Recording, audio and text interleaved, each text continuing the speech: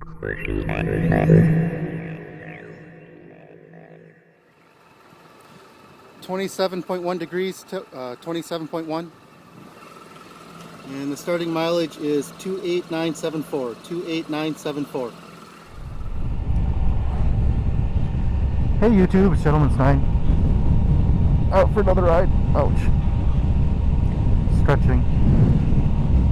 So, my apologies, I can't remember the subscriber's name, but somebody mentioned that the audio quality in my vids is not so good. I have it's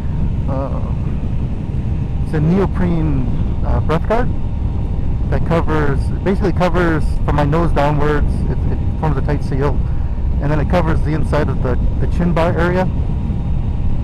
And like literally when I say it covers up the mics as well. So it's all muffled. The sound has to go through the neoprene thing or whatever. To help get some of the audio, what I did was I moved the mic down towards the bottom of my helmet. So it's a little bit exposed, but at the same time it's actually in the turbulence that's underneath the chin. And obviously it's still not working out. So what I did this time, and hopefully it sounds better, is I've actually cut small, I actually have two mics. One for my camera, one for my scallop rider. And I've cut two holes on both sides of the face mask near the chin area to let the mic come through. And I should also mention I can't mount the mics on the other side of the neoprene face mask thing because it's smooth. So unless I want to sew some Velcro to it, that's too much effort. So I've just cut holes in it. The mics are sticking through, so hopefully that works out better.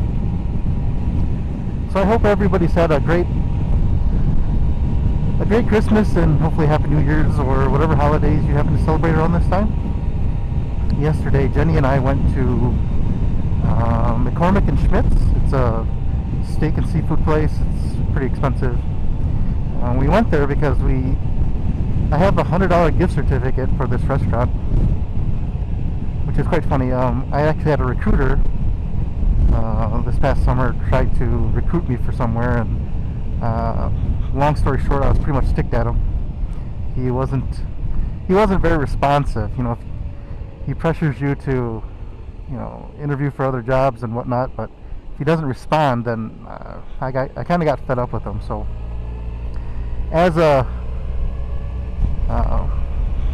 anyways, I also told him, I'm only going to consider interviewing for another job if he makes it worth my while, because I know he gets a big honking bonus or placement, whatever you call it, whereas I get a new job, which is great, but at the same time I realize that he's probably getting anywhere from like $20,000 for a placement. So he said he'd make it worth my while. He'd give me a gift certificate to a steak place, which he did. But the reason why he gave it to me is because I said I wasn't interested in this position, and he never responded. So that kind of fills in the loop there. Anyway, so we went yesterday to McCormick and Schmidt's, and it's a $100 gift certificate. So of course, we can spend more than what we normally would because $100 is already covered. Jenny got a fillet, and I got a bone-in ribeye. I think my bone-in ribeye was like $45, which is pretty expensive. We ended up being there for like 3 hours because the service was slow. It's Christmas, I guess. There's not very many people working there. The steak was good. We had an appetizer. I don't know if you guys are subscribed or are friends with me on my Facebook page, but I posted up a picture. The appetizer we had was called beef carpaccio or something. I'm not even sure what that means, but what came out to us, and maybe you guys who already know this know what I'm talking about. It was like 4 or 5 very thinly cut pieces of beef, and they were raw.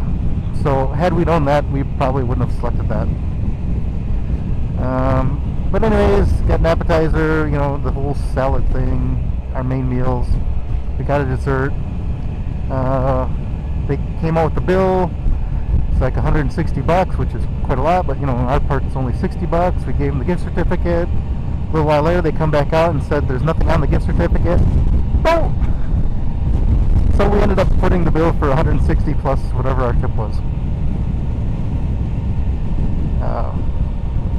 So at this point, I'm ready to send another email to this recruiter guy saying, thank you very much for the opportunity and the gift card that you gave us.